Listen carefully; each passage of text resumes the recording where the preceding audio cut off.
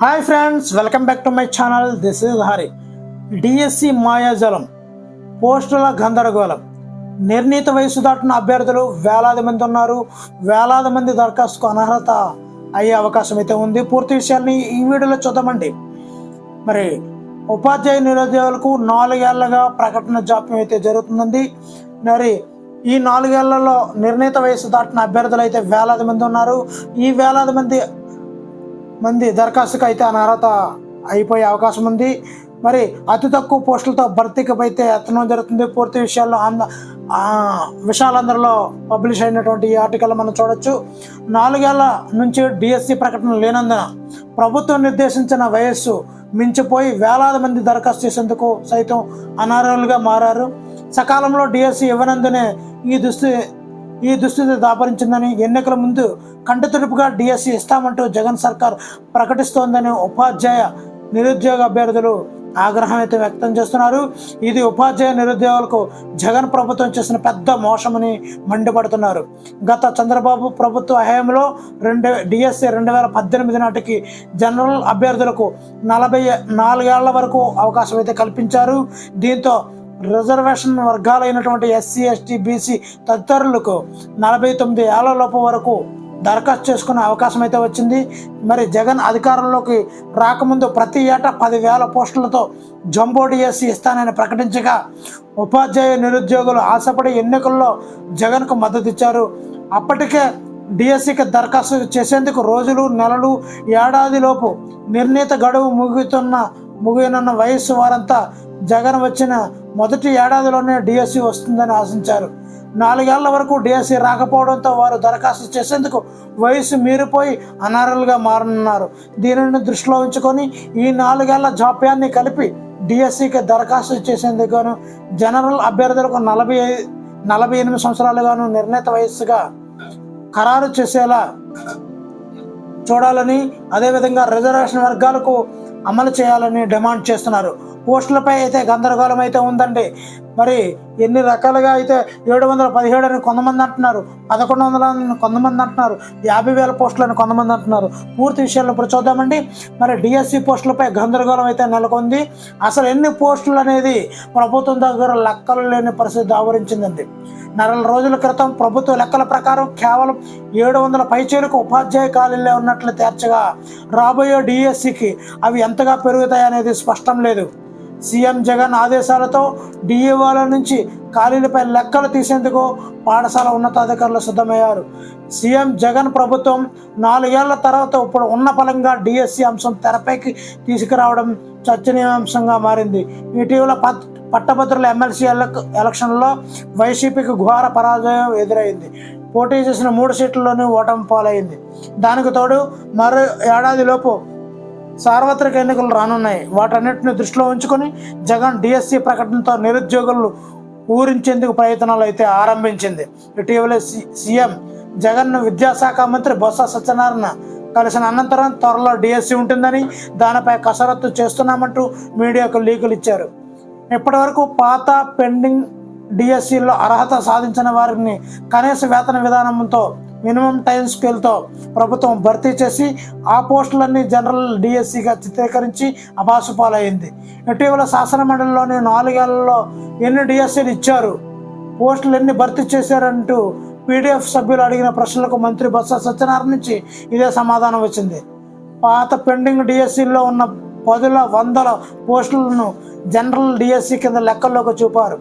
అదే సమయంలో ఉపాధ్యాయ పోస్టుల ఖాళీలు కేవలం 700 పైగా ఉన్నట్లు తేల్చెప్పారు. మంత్రి ఇచ్చిన వివరణతో పీడిఎఫ్ ఎమ్మెల్సీలు విస్తుపోయారు, తీవ్ర ఆగ్రహానికి అయితే గురయ్యారు. అటు 4 ఏళ్లుగా డిఎస్సి కోసం శిక్షణ తీసుకుంటున్న నిరుద్యోగులు ఆందోళన చెందారు.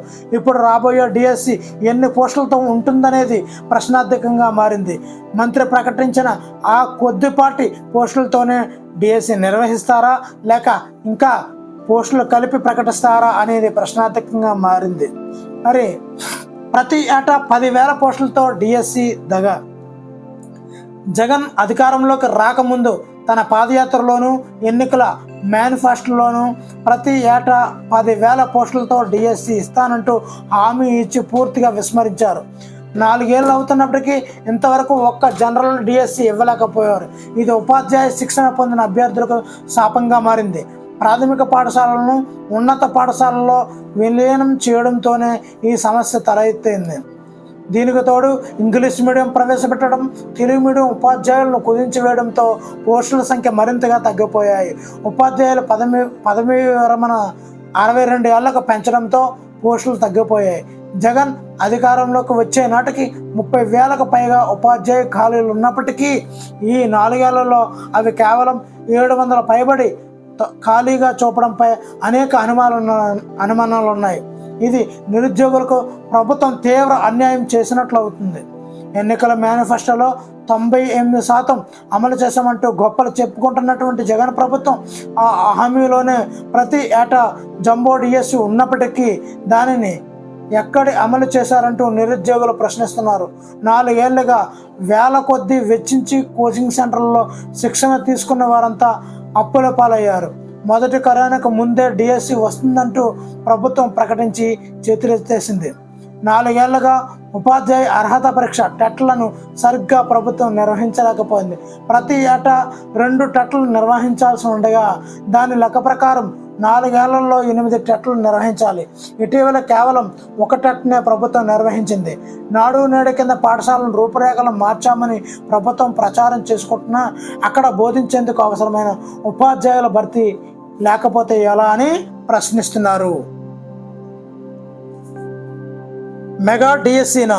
కొన్ని నెలల కిందటి వరకు మెగా డిఎస్సి నోటిఫికేషన్ ఇస్తామని ప్రభుత్వం తెలిపింది. అయితే ఇటీవల కాలంలో మెగా అనే పదం లేకుండా కేవలం డిఎస్సి నోటిఫికేషన్ ఉంటుంది అని చెబుతుంది. వాస్తవానికి ప్రతిపక్షంలో ఉన్నప్పుడు 23,000 టీచర్ పోస్టులు ఖాళీగా ఉన్నాయని జగన్ చెప్పారు. అధికారంలోకి రాగానే మెగా డిఎస్సి ద్వారా మొత్తం భర్తీ చేస్తామని మేనిఫెస్టోలో కూడా హామీ ఇచ్చారు. అయితే అధికారంలోకి వచ్చారు కానీ డిఎస్సి గురించి పట్టించుకోలేదు. పైగా ఉన్న పోస్టులు రద్దు చేస్తూ వచ్చారు. ఫలితంగా పోస్టులు తగ్గుతూ వచ్చాయి. ఇప్పుడు సుమారు 1000 పోస్టులు కానీ సర్కార్ చెబుతోంది. రాష్ట్రంలో 717 టీచర్ పోస్టులు మాత్రమే ఖాళీగా ఉన్నాయని మంత్రి బొత్స సత్యనారాయణ అసెంబ్లీలో ప్రకటించారు. అయితే సందర్భాన్ని బట్టి ఆ సంఖ్య మారిపోతుంది అంటూ తాజాగా కొత్త వ్యాఖ్యలు అయితే చేశారు. అయితే అసలు స్పష్టమైన లెక్కలు సందర్భాన్ని బట్టి ఎందుకు మారిపోతాయో ఆయనకే తెలియాలి. ఇక ఇటీవల 98 డిఎస్సి అభ్యర్థులను విధుల్లోకి తీసుకునే సమయంలో పాఠశాల విద్యాశాఖ ఖాళీలను ప్రకటించింది. ఆ లెక్కల ప్రకారం 5,251 పోస్టులు మాత్రమే మిగిలాయి. వాటిలో 4,072 పోస్టులను 98 డిఎస్సి అభ్యర్థులతో భర్తీ చేస్తే ఇక మిగిలేది 1,179 పోస్టులు మాత్రమే. ఓవైపు ఉన్నవి అవి మాత్రమేనని పాఠశాల విద్యాశాఖ లెక్కలు వెల్లడించినా మంత్రి బొత్స మాత్రం ఇంకా లెక్కలు రాలేదని చెబుతున్నారు. అసలు లెక్కలే రాకపోతే 717 ఖాళీలు ఉన్నాయని ఆయన 1,179 ఉన్నాయని పాఠశాల విద్యాశాఖ ఎలా ప్రకటించింది? ఇక మరోవైపు రాష్ట్రంలో ఏకంగా 50,000కు పైగా టీచర్ పోస్టులు ఖాళీగా ఉన్నాయని పార్లమెంట్లో కేంద్ర ప్రభుత్వం అయితే తెలిపింది. అయితే ఆ లెక్క ప్రైవేటు పాఠశాలలకు కూడా కలిపి అని పాఠశాల విద్యాశాఖ పేర్కొనడం గమనార్హం. రాష్ట్రంలో 23,000 టీచర్ పోస్టులు ఖాళీలు ఉన్నాయని ప్రతిపక్ష నేతగా ఉన్నప్పుడు స్వయంగా జగన్ పేర్కొన్నారు. వైసీపీ అధికారంలోకి వచ్చే 521 పోస్టులు మాత్రమే భర్తీ చేసింది.